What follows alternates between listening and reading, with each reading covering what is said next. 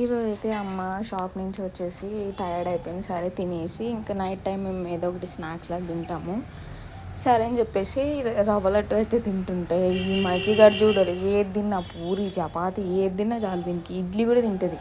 కానీ ఇడ్లీ అయితే నెయ్యి ఉండాలి కంపల్సరీ, నెయ్యి ఇంకా షుగర్ అయితే కంపల్సరీ ఉంటేనే తింటుంది, లేదంటే లేదు. సరే అని చెప్పేసి మమ్మీ అయితే రవ్వ లడ్డు తింటే దీనికి కూడా కావాలంట. ఇంకా మమ్మీ పడుకుంటే మమ్మీ మీది ఎక్కువనే అడుగుతుంది, దీనికి ఎంత ఓవర్ యాక్షన్ చూడండి. తింటేనేమో ర్యాషెస్ వస్తాయి, తినకుండా అయితే ఉండలేదు. ఇంక ఎలాగైనా అయితే కావాలని చెప్పేసి ఇంక మమ్మీతో అయితే గొడవ ఆడి మరీ తీసుకుంటుంది ఇది. అది కొంచెం కూడా కాదు, మొత్తం మనం తీసుకున్న లడ్డులో సగం పైనే తింటుంది ఇదే.